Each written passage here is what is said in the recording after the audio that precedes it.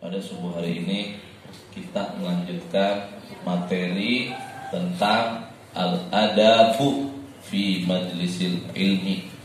Adab di dalam majlis ilmu. Bagaimana adab etika seorang santri, seorang penuntut ilmu, seorang mahasiswa, seorang siswa, siswi, pokoknya yang menuntut ilmu, bagaimana adabnya di dalam majlis, ya, supaya belajarnya itu benar-benar mendapatkan ilmu yang berkah dan ilmu yang bermanfaat, insya Allah.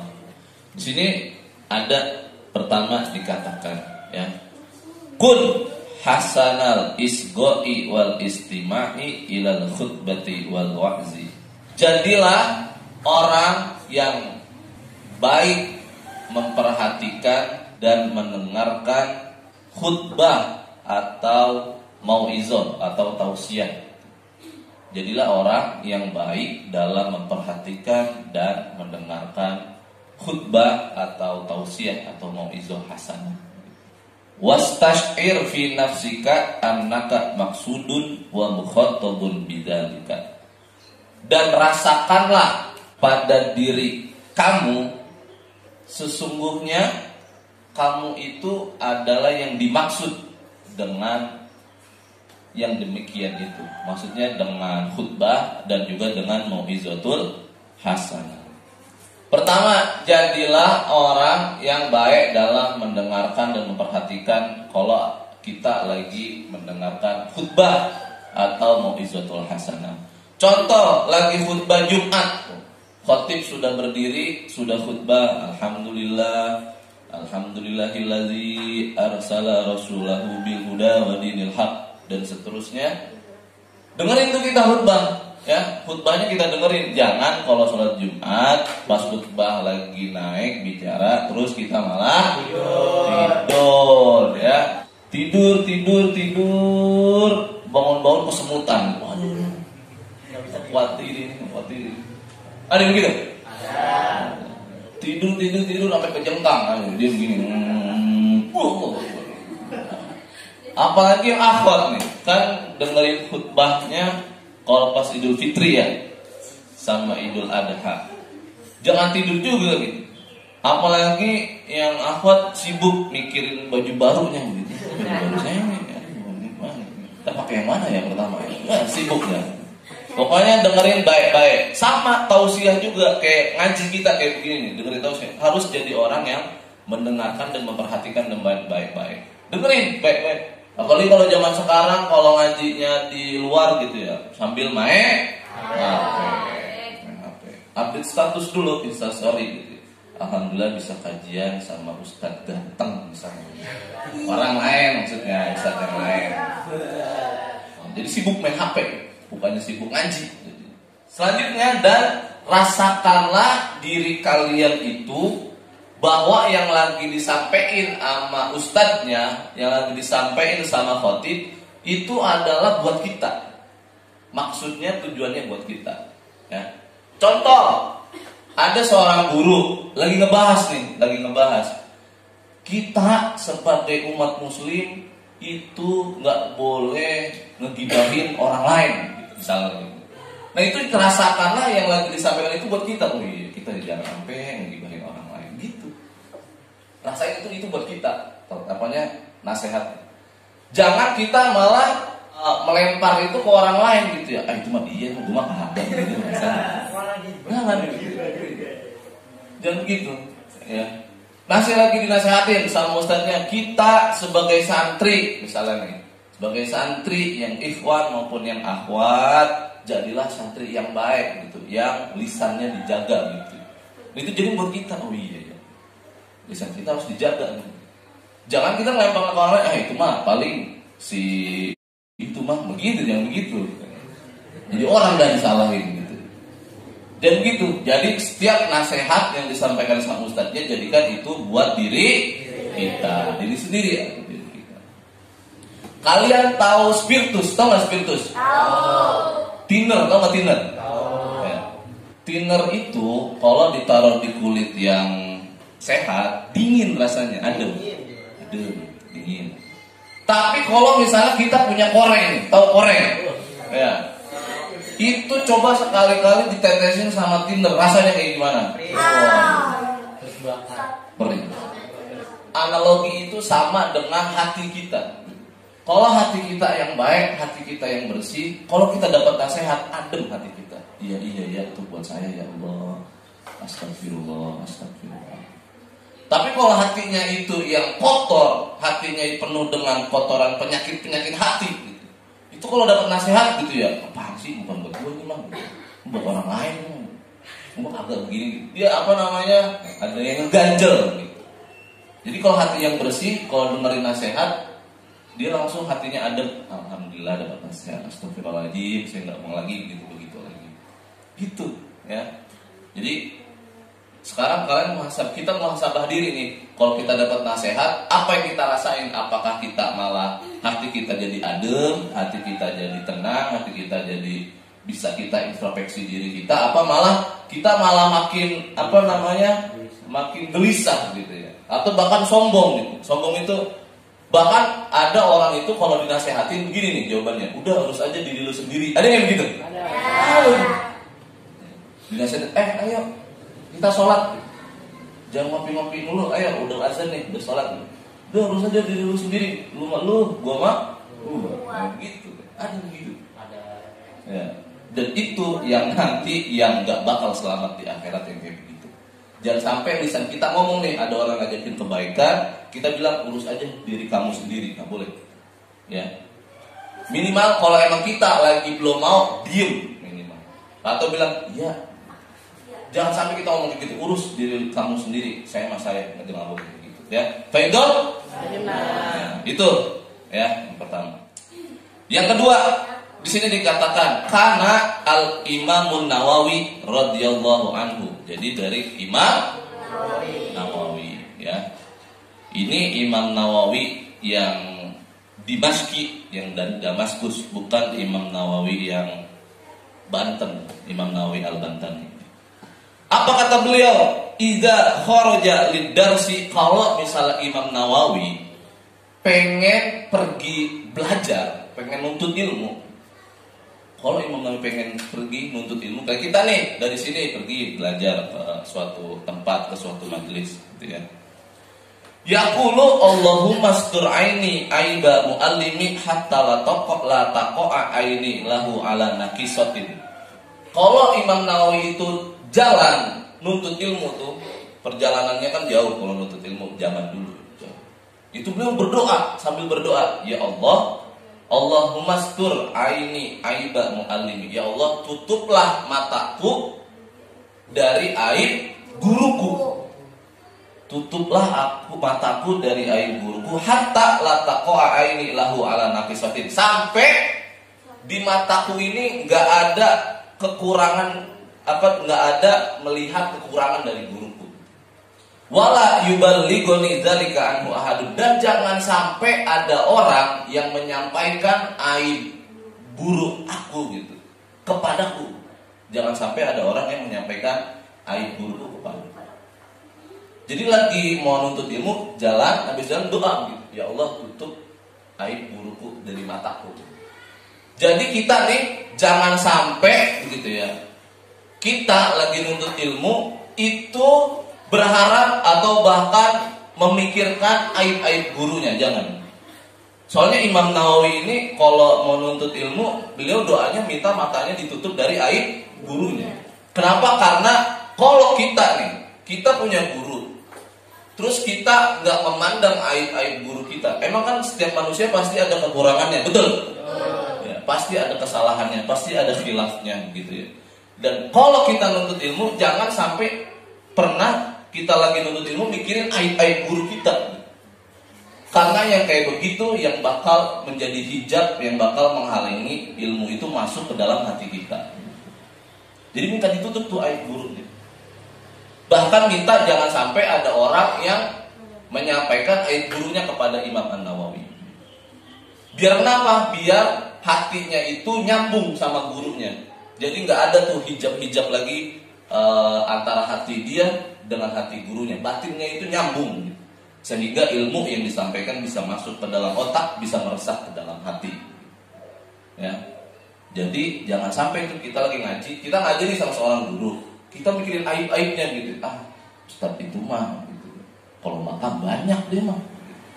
Nggak boleh begitu. Ustadzah anu mah gitu ya. Kalau ngomong cerewet dia mah gitu. Udah masuk dengerin dah, jadi begitu. Ya. Jangan sampai kita itu lagi belajar, lagi ngaji, mikirin aib-aib gurunya. Yang kayak begitu bakal jadi hijab sehingga ilmunya nggak berkah, ilmunya nggak manfaat.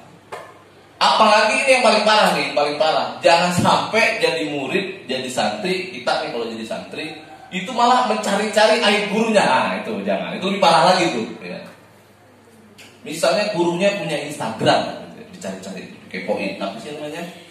Kalau stalking, ya stalking. Dicari aib gitu. Jangan kayak begitu. Itu malah lebih parah tuh yang kayak begitu. Jangan sampai, supaya kalau kita lagi belajar nggak mikirin aib gurunya, maka yang disampaikan itu menjadi ilmu yang bermanfaat, yang berkah, insya Allah.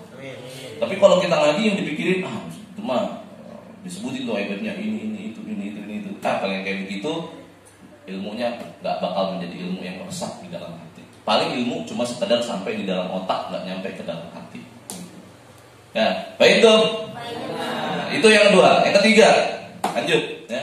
Yang bagi li talibil ilmi ayastami al ilma wal hikmata bitakzimi wal hurmati. Nah, seharusnya bagi penuntut ilmu hendak mendengarkan ilmu dan hikmah dengan takzim dan hormat.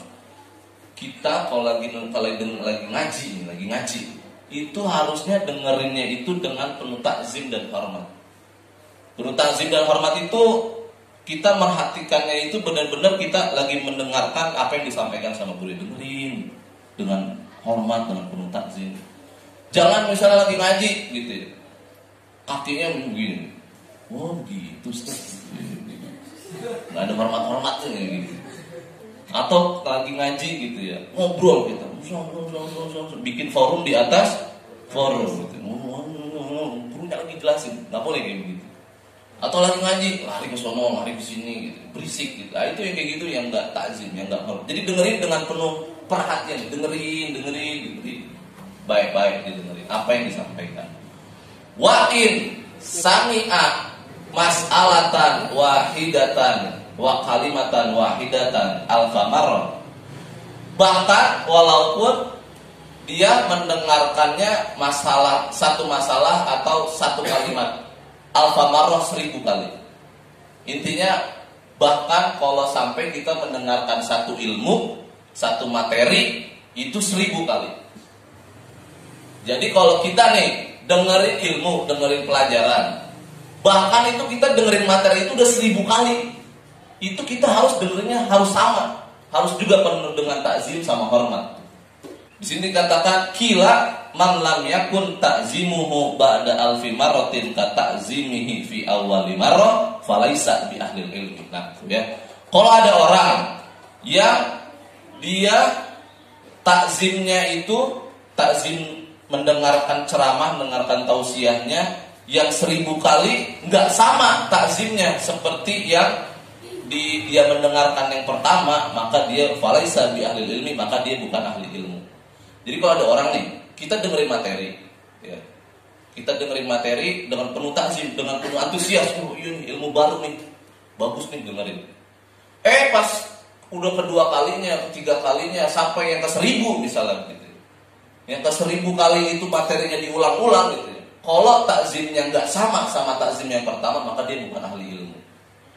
Maka dia bukan seorang yang dinobatkan atau yang dijadikan orang yang sebagai ahli ilmu.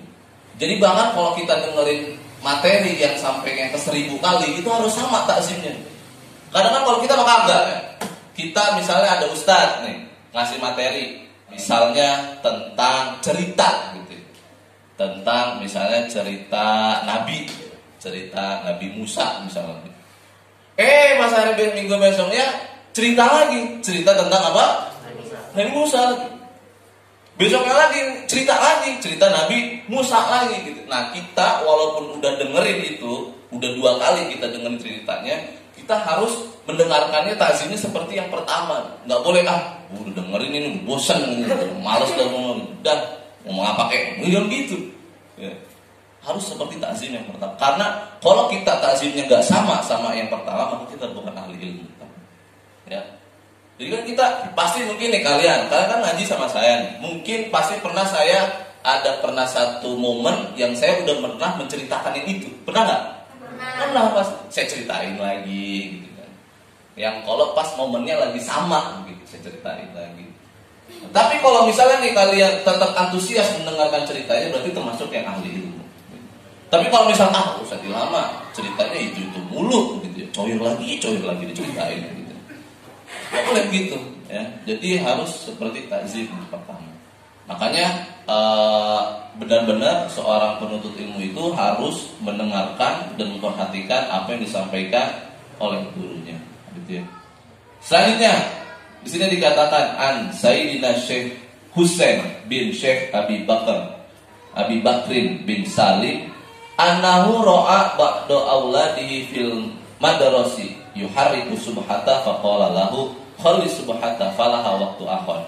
Ada seorang syekh itu melihat anaknya lagi belajar, lagi ngaji. Lagi ngaji. Beliau punya anak, seorang syekh melihat seorang anaknya lagi ngaji kayak begini. Ketika lagi ngaji begini, anaknya itu yuhariku asubhata. Jadi dia itu menggerak-gerakan tasbih. Jadi berzikir ya, bergerak-gerakin tasbih. Apa kata syekhnya gitu? Stop, udah taruh itu tasbihnya. Falaha waktun akhor, itu buat berzikir, buat bertasbih gitu. Itu nanti ada waktu yang lain. Sekarang itu waktunya buat nuntut ilmu. Tuh bayangin, kita lagi nuntut ilmu, berzikir aja tuh maksudnya apa? Mainin tasbih gitu. Itu sebenarnya udah termasuk nggak ada, kurang ada. Karena bukan waktunya. Karena lagi waktu itu adalah waktu buat nuntut ilmu. Tuh, itu yang saya mau nanya, berzikir itu baik apa buruk? Baik. Yang baik aja kalau lagi nuntut ilmu itu kalau bisa jangan dulu gitu. Fokus dulu nuntut ilmu, baru melakukan hal-hal yang lain.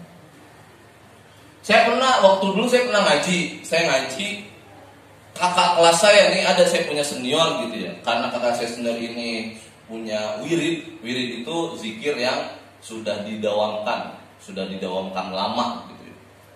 Jadi wirid itu emang harus dilaksanakan. Jadi lagi ngaji nih, gurunya belum datang, tapi kita kan udah siap semuanya, udah siap nunggu kiai gitu. Dia zikir tuh, dia zikir gitu. Wah, ketika kiai ada guru saya datang gitu, datang ngelihat muridnya lagi senior saya lagi wirid gitu.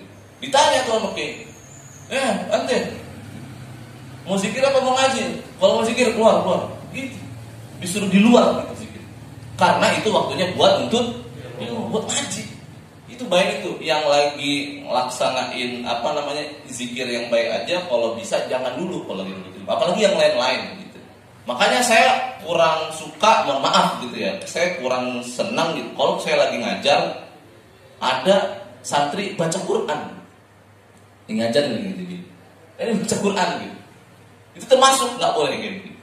Bukan saya melarang santri baca Quran. Baca Quran lah pasti malah saya suruh gitu. Malah sering saya sampaikan, sering-sering gitu baca Quran. Tapi kalau lagi ngaji, lagi belajar gitu, itu udah bukan lagi waktunya buat lagi baca Quran. Kecuali saya lagi ngajar Al-Quran. Saya lagi ngajar tajwid, ayo baca Quran, baca coba sendiri-sendiri. Nah itu baru. Tapi kalau saya lagi nerangin begini, lagi nerangin ngajar kayak begini, terus ada yang tadarus gitu ya, itu mohon maaf, itu saya kedengeran itu. Kalian pernah nggak ngerasain kita lagi ngajar, ada santri ini satu baca Quran, terus saya liatin, pernah nggak? Saya liatin. Soalnya kedengeran gitu. Kedengeran itu jadi mohon maaf, jadi mengganggu gitu.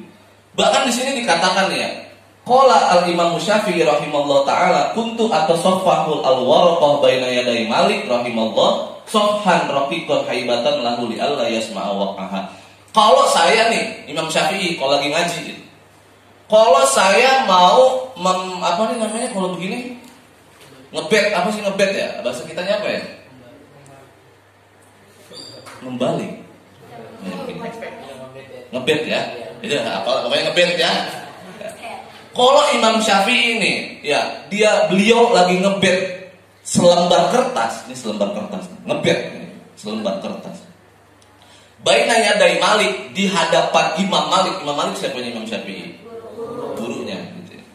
Kalau lagi ngebet nih, beliau itu ngebetnya sofhan rokikon, dengan mengebet yang lembut banget ngebet. Jadi misalnya saya lagi ngaji, ada guru deh, itu ngebukanya lembut pelan, slow motion, tahu nggak slow motion? Haibatan lahu, karena saya menghormati guru, menghormati beliau, menghormati Imam Malik. Jadi karena menghormati Imam Malik, beliau itu buka lembarnya ini pelan-pelan, ya. Li Allah yasma'a waqaha, supaya Imam Malik itu enggak kedengeran suara kebetannya, supaya kedengeran suara kebetan. Karena kenapa? Takut ganggu. Bayangin tuh, cuman buka kebetan gini aja Imam Syafi'i itu pelan-pelan karena menghormati gurunya. Kita nih kalau lagi ngaji, kalau disuruh saya coba murojaah fikih gitu, wah langsung buat kebet. Itu Imam Syafi'i kayak begitu. Saking takzimnya sama gurunya, kalau ngebet kitab ini pelan-pelan, biar nggak kedengeran suara. Karena kenapa? Kalau kedengeran takut ganggu gurunya yang lagi ngajar. Gitu. Ya, jadi bayangin ya, buat yang ngebet satu lembar gini aja harus pelan-pelan, apalagi yang lain-lain gitu ya. Apalagi yang lain-lain ya. Misalnya lagi ngaji gitu ya, mainin meja gitu, blodak gitu. Atau misalnya mainin pulpen. Nah itu nih, saya sering ketemu kalau lagi ngaji mainin pulpen nih, potak. Itu ya. Jadi itu beberapa adab dalam majlis ilmu, beberapa adab yang kita harus amalkan kalau kita lagi nuntut ilmu gitu ya. Alhamdulillah kalau ngaji ini kita nggak megang HP gitu. Ini saya kalau misalnya nih, mohon maaf, lagi ngaji subuh begini nih ya, ini kalian HP-nya di bawah nih misalnya nih. Ya, itu HP-nya di bawah. Itu saya juga mungkin nggak seyakin gitu ya. Maksudnya nggak terlalu yakin kalian itu bakal tetap fokus gitu. Mungkin ada aja waktu beberapa yang kalian itu penasaran pengen buka HP. Apalagi kalau HP ini udah geter, zut, siapa itu? Dibuka di bawah gitu. Mungkin, ya. Alhamdulillah nggak pada pegang HP, jadinya bisa fokus kita. Kecuali paling ada yang ngatur. Gitu. Ya. Jadi kita kalau lagi ngaji sama siapapun itu gurunya. Yang penting gurunya itu adalah memang beliau orang yang mengajarkan ilmu kepada kita. Harus kita dengerin dengan baik-baik. Makanya saya suka prihatin gitu.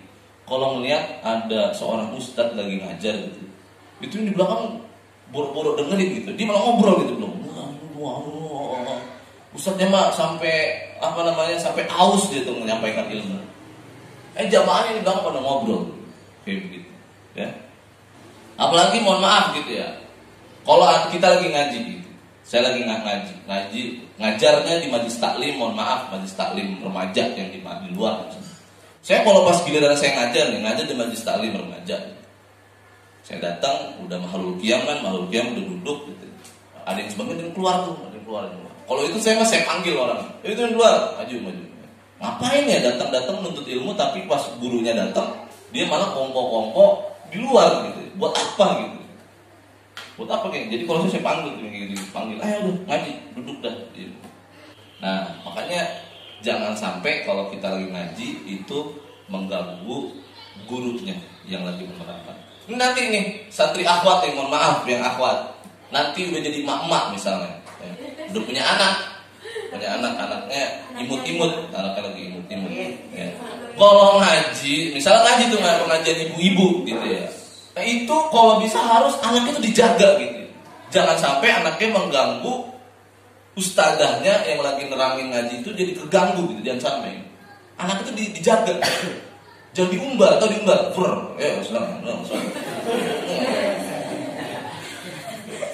Jangan kayak gitu. Ada mic nganggur dimainin, halo gitu.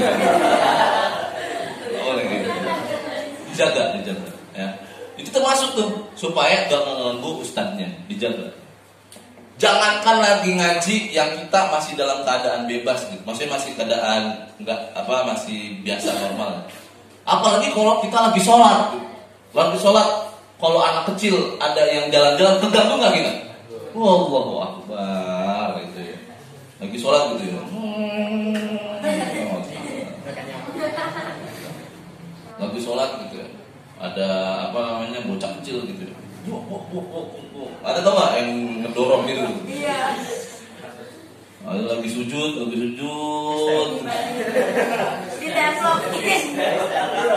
Freestyle sujudnya. Aduh, kayak gitu-gitu tuh, ya Allah. Ya.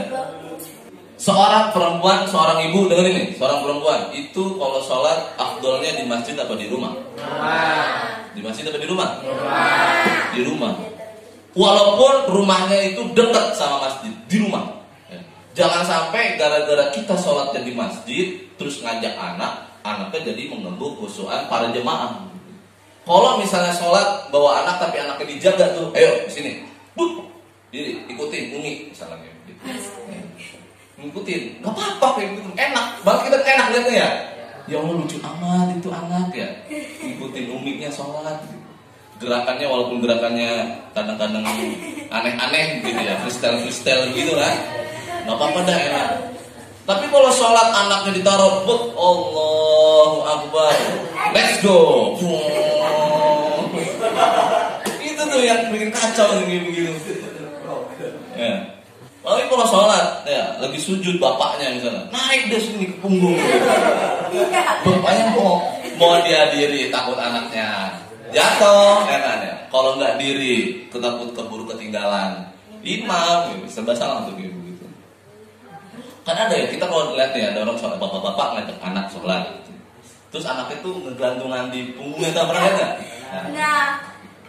Nah ini yang awat nih, saya mau nanya sama yang awat, boleh nggak kalau kita lagi sholat sambil ngegendong anak? Boleh? Boleh. Sholat lagi ngegendong anak? Boleh. Contoh udah punya anak, misalnya, ini sholat sambil gendong tuh. Habis itu Allahu Akbar, dia ruku. Sami Allah, bagaimana? Allah sujud, taruh sujud. Nggak mungkin kan sujud di begini. Sujud sambil anak tetap digendong gitu kan, kepalanya mentok. Dijedulin masa anak kayak gitu. Budak. Nggak boleh. Boleh nggak sholat sambil gendong anak? Boleh. Paling lagi boleh nggak sholat sambil gendong anak? Boleh. Pernah. Kadang itu ada seorang anak yang kalau nggak digendong nangis, ada nggak kayak begitu? Taruh nih,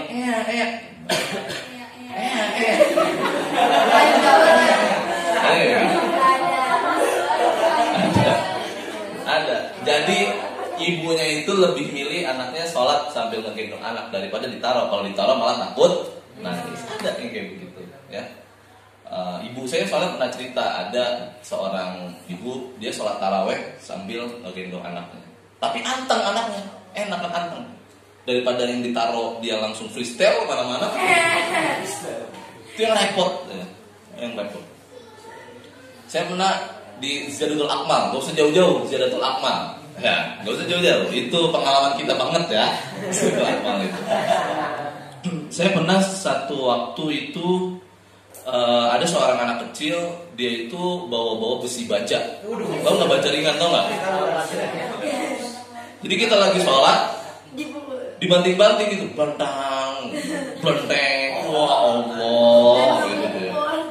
Blentang, kita lagi sholat gitu, tahiyatul, blentang, susah banget itu buat khusyuk, susah ya.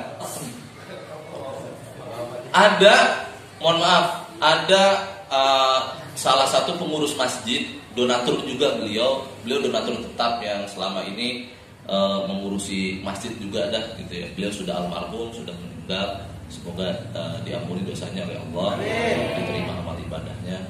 Jadi beliau itu karena beliau pengurus masjid gitu ya, itu pas atahiyatul pas tahiyat ya, tahiyat gitu. Ada suara itu bentang, benteng, kayaknya dia nggak busuk itu dia, udah nggak busuk, udah mulai marah gitu.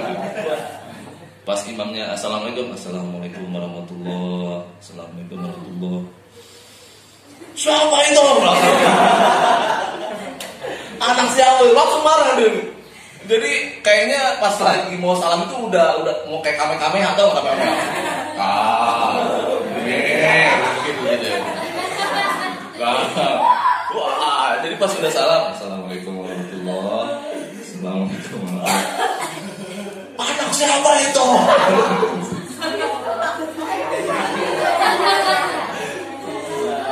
Iya. Yang berani menegur itu cuma beliau, karena beliau orangnya tegas. Dan itu boleh, maksudnya bolehnya itu boleh menegur ya, boleh ya. Cuman kalau bagusnya ya jangan pas habis sholat banget juga gitu ya.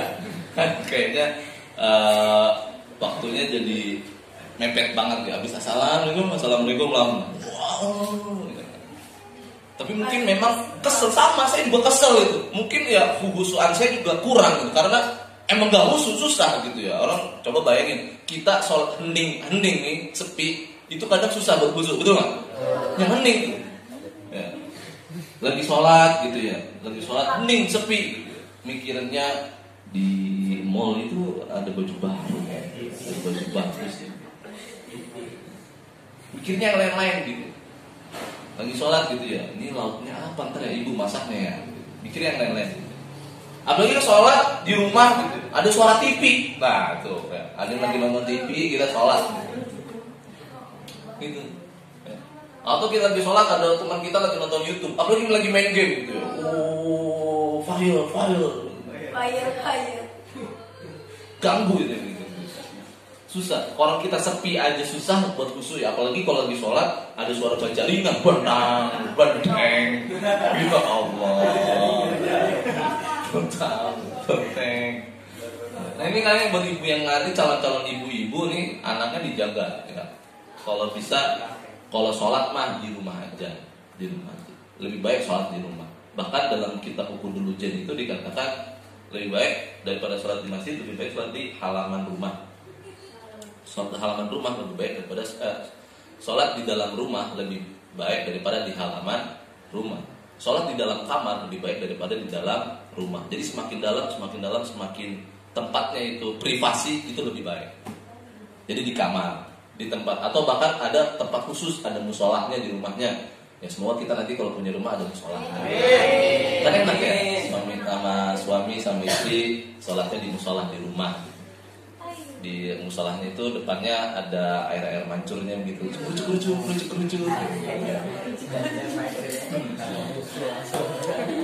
Jadi kayak ada suara suara alam. Itu malah bisa kalau ada seseorang yang karena kalau dengan suara alam begitu lebih khusyuk, ada yang kayak begitu, lebih tenang hatinya. Ada yang begitu? Ada. Ya. Termasuk saya punya guru kiai saya tuh itu di ruang wiridnya. Di ruang wiridnya itu ada, tau nggak kalian tuh air terjun buatan yang ada apa tuh namanya kayak batu-batunya gitu tuh. Ya, jadi di tempat wiridnya guru saya itu tempat beliau berzikir itu kayak ada air terjunnya gitu, ada ikan koinya gitu. Pokoknya asik dah kalau di situ adem. Ada pohonnya juga, pohon hidup. Gitu. Nah, saya juga ngikutin beliau tuh. Saya di kamar saya itu saya ada akuarium, ya. Karena saya belum bisa bikin yang air terjun gitu ya, saya ada akuarium di kamar. Jadi kalau saya sholat di kamar sambil zikir, depan saya itu akuarium. Karena ada suara itunya, tau nggak? Suara air yang ngucurnya itu.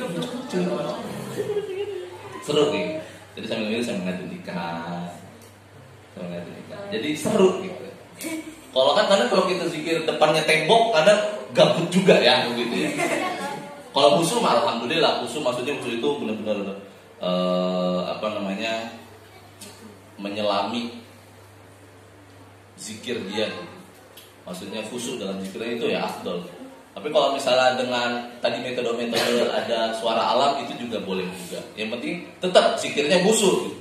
Jangan kita zikirnya astagfirullah, kita mikirnya ikan. Astagfirullah, ikannya bagus ikan. Ya astagfirullah, kita minta ampun sama Allah, ya Allah ampun gitu ya. Jadi nanti kalau kalian udah balik lagi itu tadi, kalau udah punya keluarga di rumahnya ada musola asik gitu ya. Salat tahajud bareng gitu. Ayo komat neng.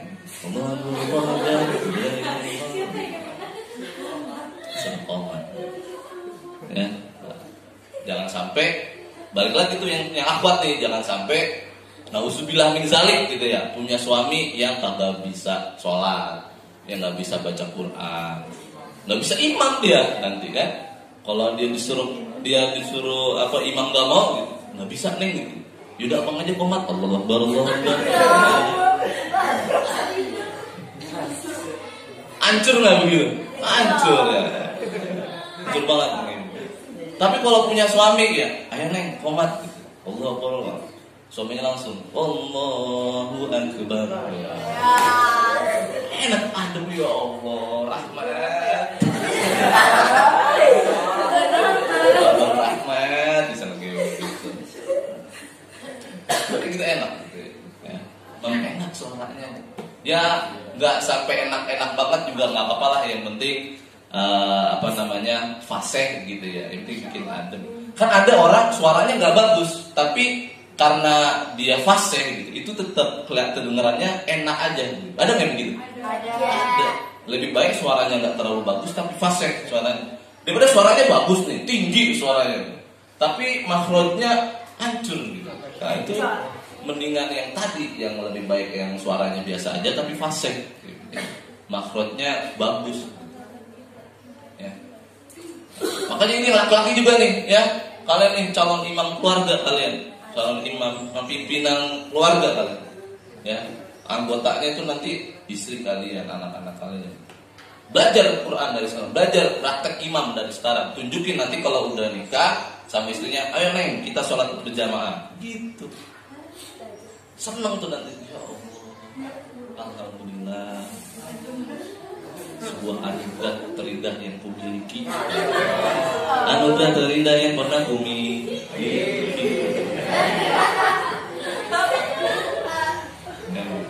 Ya, habis sholat gitu, ditanya, abang mau masak apa? Mau makan apa bang? Abang mau makan pepes. Siap bang, abang masak pepes. Abang masak pepes. Abang yang masak ya. Sama neng masak pepes. Balik lagi, berarti seorang istri harus bisa masak. Gitu. Neng, abang mau makan jengkol gitu ya. Dia nggak bisa masak jengkol gitu ya, repot. Gitu. Takutnya ntar belinya di mbak-mbak warteg kan ya. Ketemu mbak-mbak gitu. Taruh aku masih, wah ketemu dah. Bikin yang enak buat suaminya, biar suaminya betah di rumah. Jangan bentar-bentar GoFood lagi. Jangan ya.